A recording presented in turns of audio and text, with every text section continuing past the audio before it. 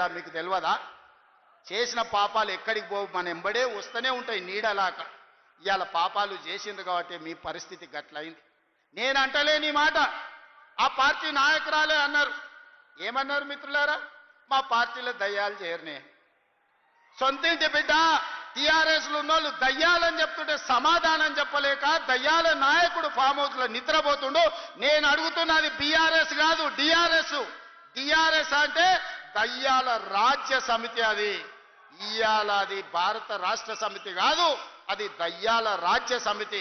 అందుకే ఇవాళ ఈ వేదిక మీద నుంచి తెలంగాణ ప్రజలకు నేను మాట ఇస్తున్నా, అవి దయ్యాలు కాదు, కొరివి దయ్యాలను వాళ్ళని పొలిమేర్లు దాటే వరకు తరిమి కొట్టే బాధ్యత 4 కోట్ల తెలంగాణ ప్రజల తరఫున మీ సోదరుడిగా నేను ఆ బాధ్యత తీసుకుంటా. ఖచ్చితంగా ఈ కొరివి దయ్యాలను పొలిమేర్లు దాటే వరకు తరిమి కొట్టాలి.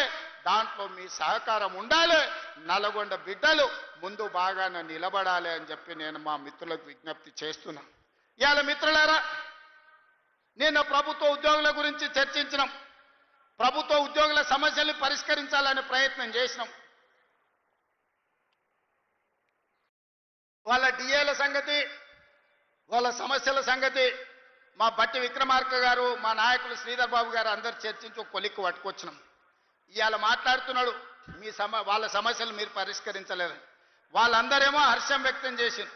ఈ ప్రభుత్వ ఉద్యోగులను కుటుంబ సభ్యులుగా భావించి మా సమస్యల పరిష్కారానికి ముందుకు వచ్చిండ్రు. మనస్ఫూర్తిగా ధన్యవాదాలు తెలియజేస్తున్నామని. సరే, ఆరోపణలు ప్రత్యారోపణలు పక్కన పెట్టండి. నేను ఇవాళ ఈ వేదిక మీద నుంచి 5 లక్షల తెలంగాణ ప్రభుత్వ ఉద్యోగులను అడుగుతున్నా. వాళ్ళ సతీమణులను నేను అడుగుతున్నా మీ సోదరుడిగా. అక్క, అవ్వ, అమ్మ, 10 ఏళ్ల చంద్రశేఖరరావు ముఖ్యమంత్రిగా ఉన్నప్పుడు ఏనాడైనా 1వ తారీఖు నాడు మీ ఆయన జీతాలు ఖాతాలో పడ్డాయా? నెల జీతం 1వ తారీఖు నాడు వస్తే వచ్చే ఎన్నికల్లో నాకు ఓటు వేయకండి. నేను తెలంగాణ రాష్ట్ర ప్రభుత్వానికి ముఖ్యమంత్రిగా బాధ్యత చేపట్టినాక ఈ 5 లక్షల ప్రభుత్వ ఉద్యోగస్తులకు 1వ తారీఖు నాడే మొత్తం జీతం మీ ఖాతాలో వేస్తే మీరు అండగా నిలబడండి. ప్రజా ప్రభుత్వాన్ని ఆశీర్వదించండి. నెల ప్రభుత్వ ఉద్యోగులకు జీతాలు ఇవ్వలేనోడు, దివాలా తీసిన దద్దమ్మలాక ఇన్స్టాల్మెంట్ల జీతాలు చెల్లించినోడు ఇవాళ వచ్చి నన్ను ప్రశ్నిస్తాడా? నువ్వా నన్ను అడిగేది? 10 ఏళ్ళు రాష్ట్రాన్ని దోసుకొని రాష్ట్రాన్ని